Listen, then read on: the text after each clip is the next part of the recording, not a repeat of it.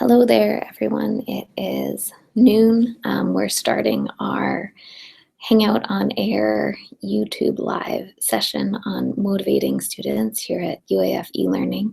Welcome. Today, we're going to be using a couple of different tools today. One of them will be Twitter. So if you want to jump on there now to participate, you can do that. In the meantime, we'll try to get started. Today is November 9th, and it's a big day, I think, for a lot of people in the US. We had our presidential election last night, and I think a lot of us are still reeling on all sides. And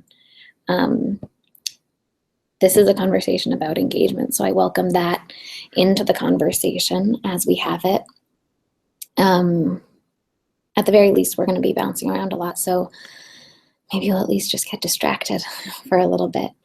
I am going to share my screen, and I've got a few slides that I'm going to use to help us move through some of these ideas.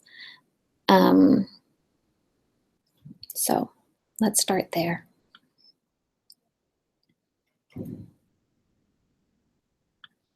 Yeah.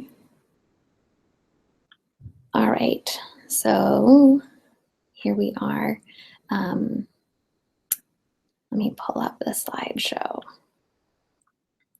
So we're here to talk about student engagement, motivating students to engage with your course. What does that mean? A big question. I like to start with a question because I think that that is engaging. When I think about student engagement happens in the present tense. It's a present kind of situation. It's students engaging with the content of your course, and there's value to that. There's they apprehend material better in part just because they're paying more attention. But a lot of what we think about when we think about engagement, even if we don't separate it out this way, is the future tense of engagement, so what impact student engagement can have, and then also the past tense of engagement. So how do we cause student engagement? How do we encourage student engagement? And that's a lot of what we're going to talk about today. So what's the future of the engaged student, and what is the past?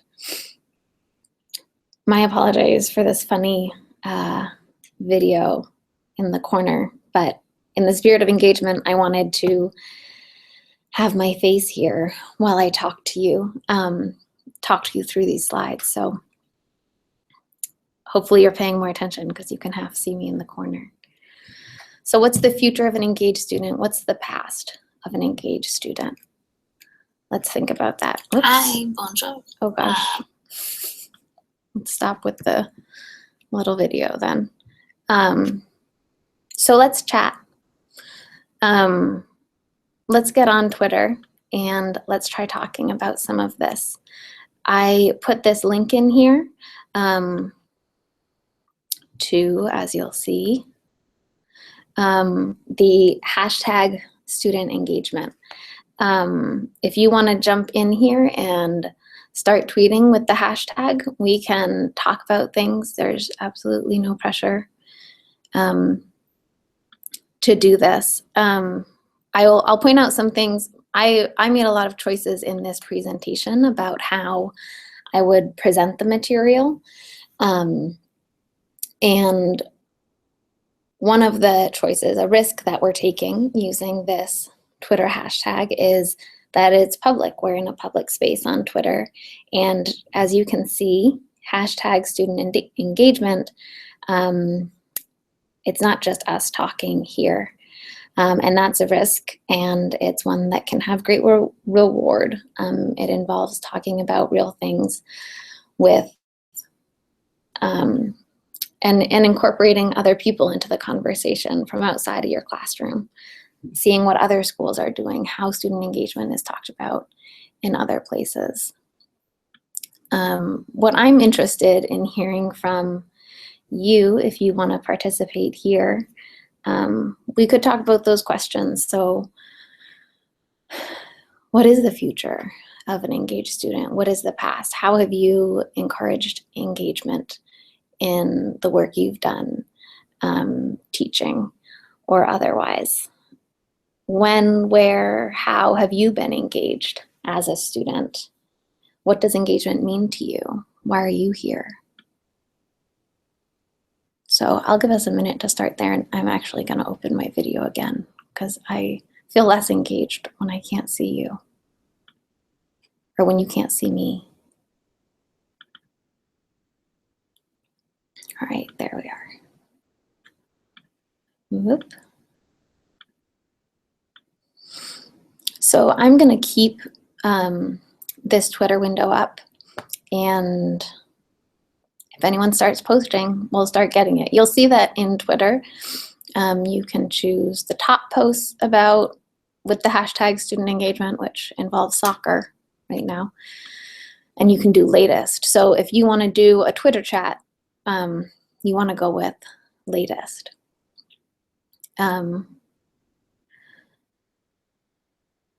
Let's tweet something while we're here.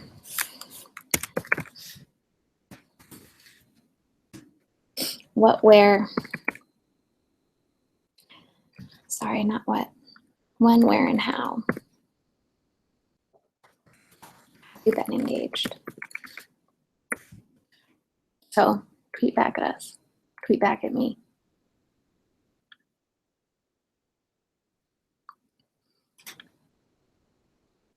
Hi, Dan. Thanks for being here, Dan. How does one measure engagement? That's a great question, Dan. Let's start in that direction by returning to some of these slides in our slideshow. Note, though, that this remains open. Hi, everybody. I have to say that in talking about engagement, it's strange to be in a space where you don't know who your audience is or where they are. Thanks, Twitter, for helping. So we've got when, where, how have you been engaged? Student engagement, trying to get students to work together in my web design course. That's great. That's part of the point. One of the best strategies. When discussions relate to topics I care about, in addition to being interested in, from Owen. Yep. Okay, cool. You guys are setting us up well for where we're going. So why student engagement? Well, maybe this seems obvious, but this again goes back to the future of an engaged student. So what are the impacts of student engagement? Well, academic success, and that's academic success in your course, as well as in other courses that the student is taking at the time, and in their future academic career, which then relates to retention. So engagement breeds engagement. It's widely recognized that engagement breeds engagement, and that's in academics, across courses, and into the future here. And then also, and we don't talk about this a lot, but it breeds engagement for instructors too. When your students are engaged, when you're engaging with your students, your job becomes a lot more engaging itself, more interesting to you, because it's about connecting. Should we check on Twitter, you guys? WordPress forums, that's a good one. Janine, thanks. I'm going to go over some tools toward the end of this, but I like getting more ideas, and we can use Twitter as a brainstorming space too as we go. So types of engagement. So it's important to note that there are types of engagement. In the literature, you'll see a separation between instrumental and intrinsic engagement. So instrumental is, I hope that you guys are laughing every time this freezes, especially in the weirdest, with my face in the weirdest positions. Instrumental engagement is basically rewarding the behaviors that we want, and that's grades and certificates and gold stars on a chart. And that's what we've used in traditional Western education for a long time. It's not the only thing we've used, and engagement isn't the only or even the primary purpose of these tools, but it's one of them. Again, in the literature, there will be this separation between instrumental and intrinsic engagement, and there's generally a pretty strong favoring of intrinsic. Intrinsic is, similar to what Owen was saying about finding his interest in a topic, about relationships between students and content, between students and students, students and instructors. And it's been found that intrinsic engagement tends to be more sustained and more substantial. So, both types of engagement can breed some of the success that I talked about in the last slide, but intrinsic tends to do that more consistently.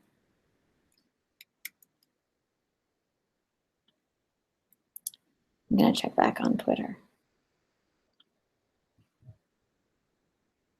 Surprises, role play. Who are you trying to motivate? You or the students? Or both? Why not? So I took this image out of an article called Framing Student Engagement in Higher Education.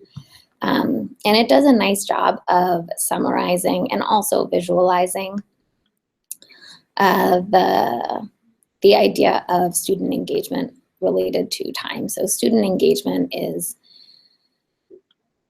here, right? It's this moment in time. There's all this context and influence, structural, psychosocial.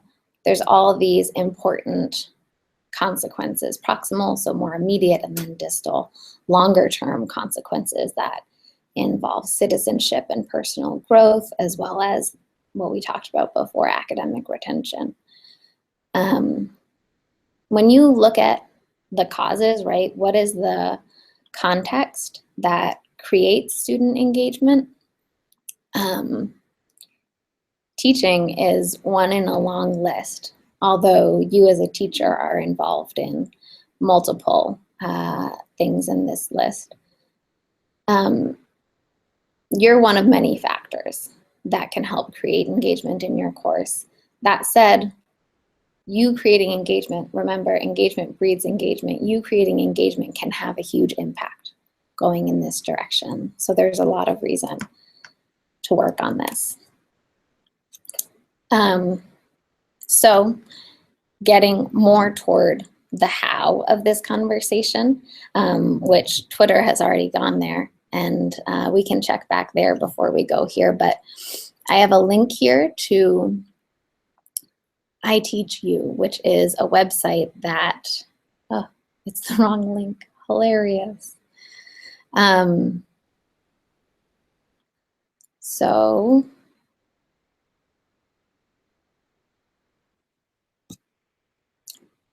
if you want to follow this link, elearning.uaf.edu/go/v, and then look in the sidebar for the Engage Learners tab. And under that, student engagement. And you'll get there, I promise. So iTeach You is a website that the design team at UAF eLearning maintains and fills with resources for instructors, both online and face-to-face, to use in their teaching. And so what I did was I went ahead and I created a page on here about student engagement. And a lot of what we've talked about already is in here. So you can scroll past a lot of this, but you can also read it. We're going to head down to this, how can I use student engagement in my course, to talk more about what you do as an instructor. I want to make two suggestions before we talk too far through it.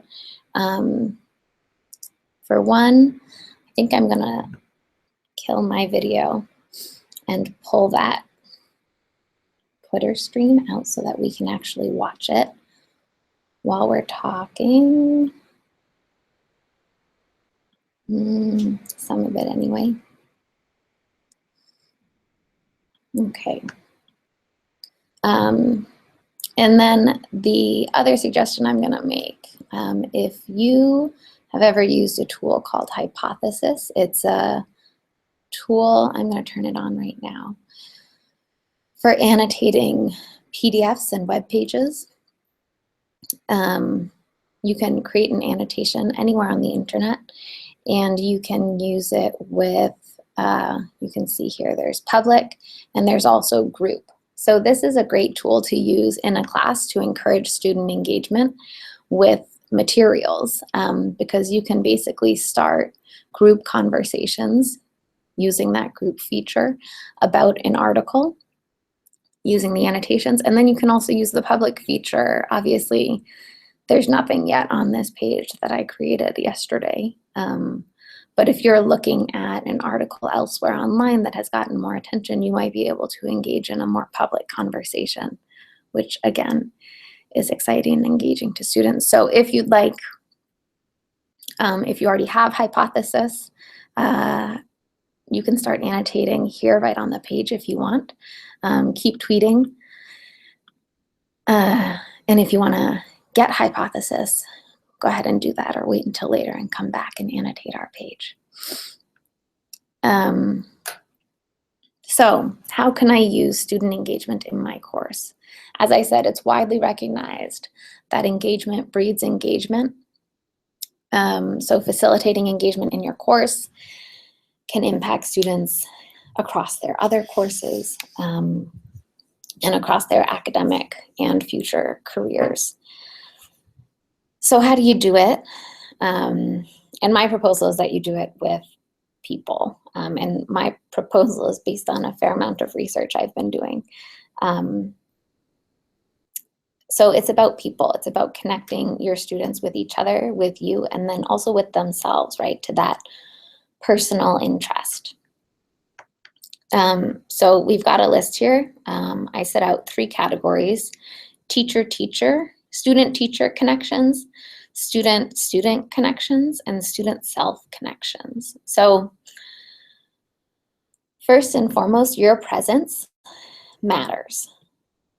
Visible and easy to reach in your course is important. There's a lot of ways to do this. First, we can read through some of this. In an online course, have your picture there, have video, give students a sense that they see you regularly. This means regular communication, sending emails, putting announcements on Blackboard, being available to chat in GChat during a regular office hour type window online. You also want to use multiple modes of communication. So again, announcements, email, chat, virtual office hours, synchronous meetings via video. I'm going to keep looking at Twitter. I'm going to get through this paragraph, then let's go back and talk on Twitter again. Chat tools like Google Chat and Hangouts, Twitter hashtags, as we're doing now, or a Slack team. Slack is a sort of group chat tool that can be really, really useful. And then lastly, here, feedback. This is something we don't necessarily, so you can see this as Hypothesis. It'll let me highlight or annotate. Feedback is, in a lot of courses, the primary way that instructors communicate with individual students. So your feedback is how you talk to your students, and you've got choice there. You can initiate conversations with your feedback. You can give feedback that isn't meant to start a conversation, that's meant to say, this is what needs to change for this to be successful. That's not a terribly engaging way to give feedback. So think about your tone in your feedback. Try using a personal rather than a formal tone. Try using video and voice, again, giving a sense of your presence. when you give feedback to students. Hi, Twitter. Hi, you guys. So Owen says, fear has great engagement value, often overlooked. That's interesting, Owen. I am overlooking that. I suppose. I think more about students connecting. Well, I guess it's fear of what, right? And it's who is together in the fear. Today of all days to bring that up.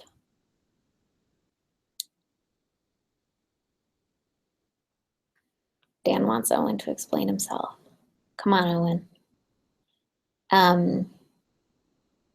I like that challenge, Dan.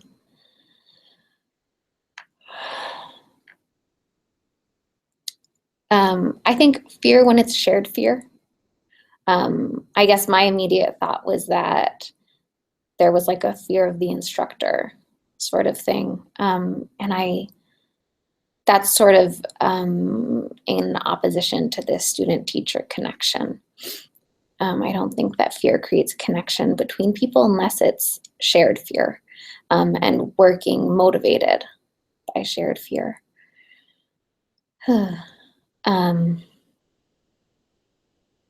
Janine's linking other people to what we're working on. Engagement happens when students realize that their actions and messages matter, action and result. Thank you, Dan. Yeah. When students have impact, when we can see why and how what we do in the classroom matters in the outside world, engagement happens, which is an argument for using a tool like Twitter, right?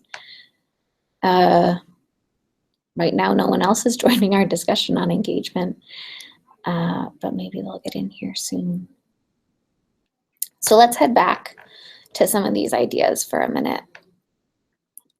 So student-teacher connections are important.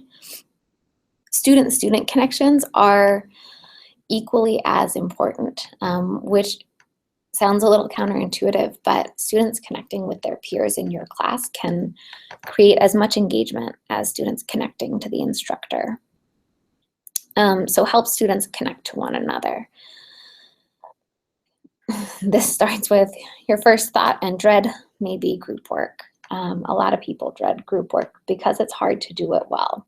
So some tips for doing it well, and I'll link to more below. Some tips for doing it well: keep the stakes on the assignment low at the beginning anyway, and make collaboration with peers one of your objectives. So not just that they produce something, but that they do it together, and be explicit about it. Try pairs and small groups. Experiment with letting students propose project topics first, and then let students form their own groups based on interest in each other's projects. I've done this in classes before. Had students make proposals for projects, and from there try to convince their peers to join them in their projects. And that was by far the most successful group work I ever facilitated, because it was based, again, on student interest. They're joining each other's groups because they're interested in the topics that they themselves have initiated. Make it easy. I'm sorry for the formatting here, you guys. This is a pretty old website. We're working on a new one, and some of the formatting didn't translate over well. So there should be numbers here, but there aren't. Make it easy for students to contact each other directly. So I'm working with an instructor right now who's using Slack, which is one of those direct chat tools that I was talking about earlier. And she's got students, it's very easy. There's basically a left sidebar with a number of different chat topics, and then below the topics, the names of all the people involved in the team. And so you can easily choose any person involved in any of the chats on the team and direct message them. It makes it very simple. and very obviously part of what the tool is trying to make you do. So it helps students connect informally. You can also model this using other chat tools. You could do it in Google Chat. You might, at the very least, encourage them to email each other, give them access to each other's email addresses. Last, make discussion and peer review central in your course. So this is sort of the most obvious and the most common, probably, effort at student engagement that a lot of instructors use. There are ways to do it badly, for sure. Some good sort of best practices is be responsive, right? Be present, respond to students when they're discussing, and do that to model for other students how you want people to respond. Experiment with the tools available.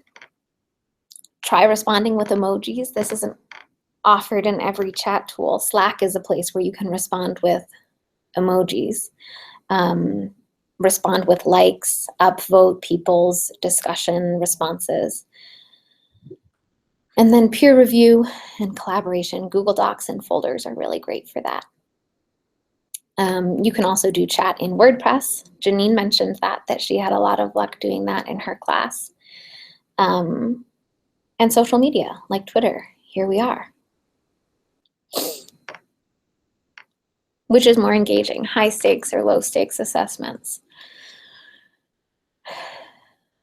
Oh, I think it matters. I think it matters when the assessments happen.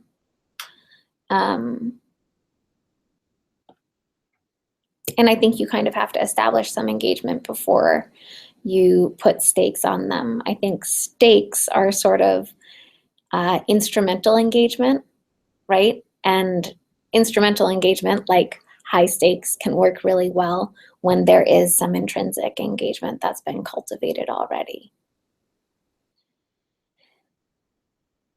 Oops. Well, this is what happens when you click on a tweet. Janine's more engaged when listening to a person who has carefully crafted his message, which is clearly a reference to what I'm doing right now. Carefully crafted presentation. How not to engage. Make students post to a discussion board and then never respond. Yep. This gets back to feedback, right? Feedback is hugely, hugely important, and timely feedback is hugely important. It's not just how you give feedback, it's when you give feedback. And give feedback that draws in other students, you know? Vanessa said something that is really related to what Daryl said. So tag Daryl in your response to Vanessa. Get Daryl to join the conversation. It's important to behaviorally train students when to expect feedback. I assume that behaviorally train means like condition, Dan? So that you're telling them and also modeling for them when to expect feedback. Honestly, the sooner the better is almost always the case with feedback, and almost always an enormous challenge for teachers who have a lot going on otherwise. Ask students how they failed on the assignment. Ask them to help others learn. That's a great revision assignment, Janine. And again, I mean, revision is part of engagement, right? What's your revision policy in your class? How do you expect students to succeed? What does revision look like? In terms of, again, is this a conversation between you and students? And I think revision is part of that. If you've got an open revision policy, it signals that, yeah, we're talking about this, we're learning together. Okay, the last paragraph here, student self connections. So we went through student teacher connections So, right, all of these, this whole section is built on the idea that engagement comes out of connecting with people.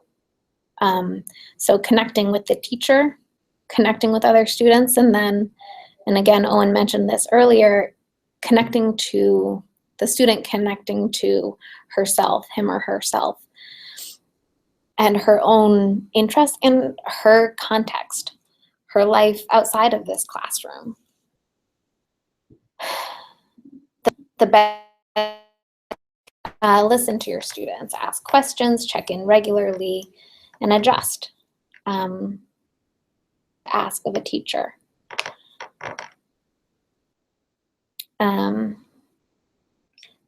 This is nice, Owen. We all know what engaging conversations dinner party feels like, or elements of the recipe. Same in learning experiences. I just gave you some feedback with a like. It still throws me off that that's a heart now. Is it the same in learning experiences? What do you guys think? Is dinner party conversation the approach you should take to engaging students? I can be kind of terrible at dinner party conversation. But I think, right, good dinner party conversation involves a lot of listening, especially if it's a dinner party where you don't necessarily know people that well, so you don't have common ground to start on. It's a lot of listening, and that's true here too, particularly for the instructor. It's about listening, adjusting, and pursuing what the person you're in conversation with at dinner or in the classroom, whether virtual or real, pursuing what interests and what motivates them, right? What gets you talking? What gets you talking? It's the same question in both contexts. So again, student self-connections, listening to students, allow for choice in assignments in topic and/or form. So are your students doing presentations instead of slides? Encourage them to use other tools to present. And so there's a list here: ThingLink, Prezi, Explain Everything, video, and more.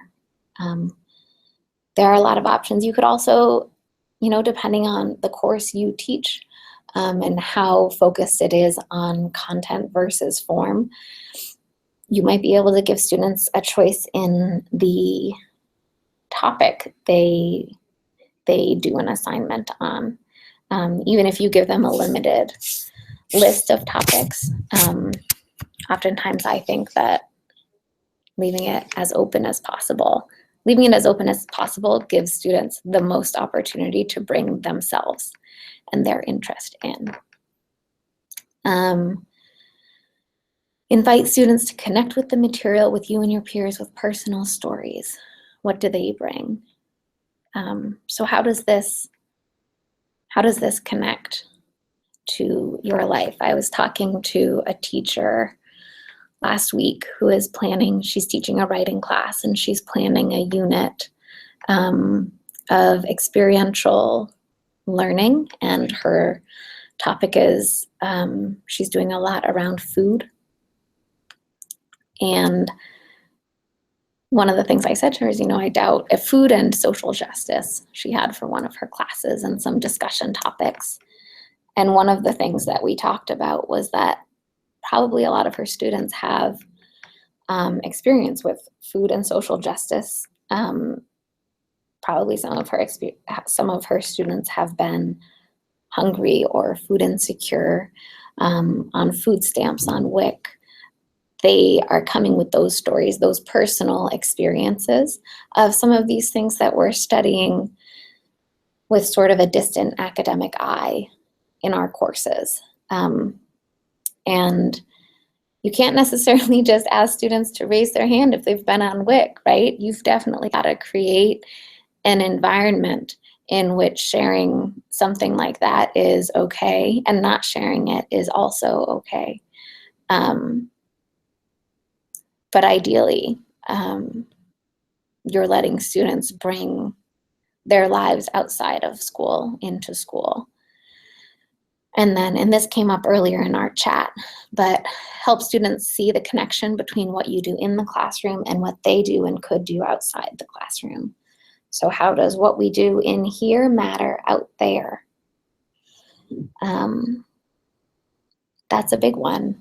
That's a big question. But yeah, making the learning real, making the learning applicable to the world around you, generally today, can be really impactful. Have you guys ever done something like that? Have you guys ever used some of these principles in classes you've taught? Let's see what Twitter says.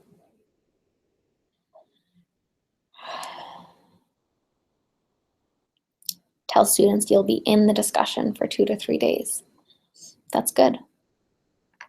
Yeah, you can time limit. I was thinking that you would be time limiting when you respond, but for how long is also important.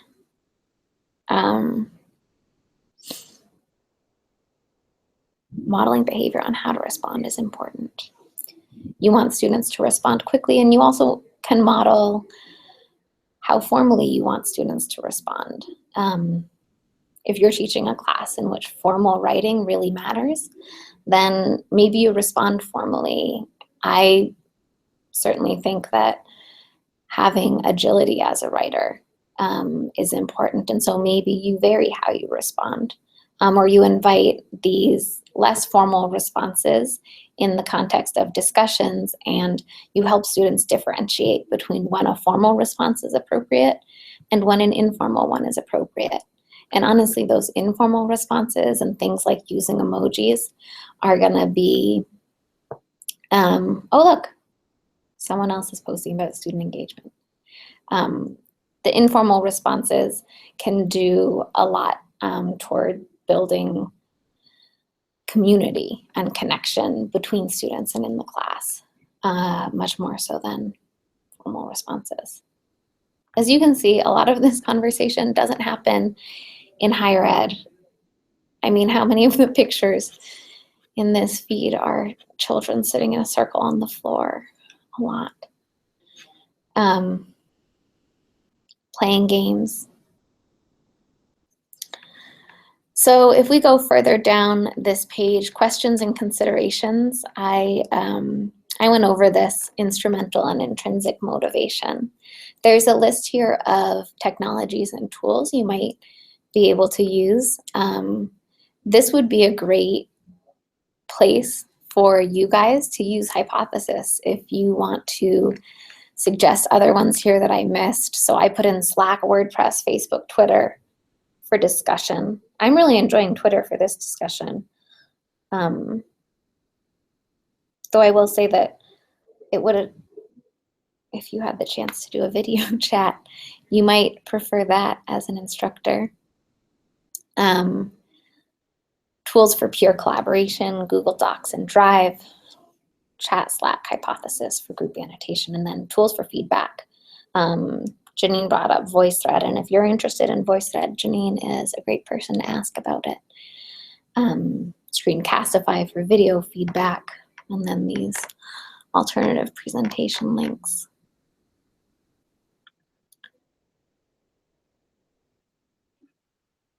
Owen, doing is more engaging than talking about doing. Touche, Owen. Hence Twitter, maybe. Yes, I agree. And maybe that means that you look into service learning, experiential education. Maybe you do simulation in your class to simulate what doing means. And this is all coming back to this idea that students see the connection between, talking about doing, which sometimes academia can feel like talking about doing, and doing. Lack of student engagement in higher ed. Do I need to do this for the test? Will this help me get tenure? Sure. Yeah. Well, right, Dan, these are like the test and tenure. These are instrumental tools for engagement, right? We're rewarding the sort of behavior that we want you to perform, which ignores this idea that you might want to access the personal of the student, the lives of the student, or the instructor for that matter. Will it help me get tenure? Maybe it's time to change. Everyone should do all this stuff we're talking about. Yeah, I think intrinsic engagement is huge. And, you know, to be honest, right, a lot of us, if you're here because of instrumental engagement, right, if you don't have some kind of intrinsic interest in teaching and students and research, the big things we do at a university, then I'm surprised. A lot of us are here because we have an intrinsic interest, right? The instrumental is not oftentimes reward enough to justify it.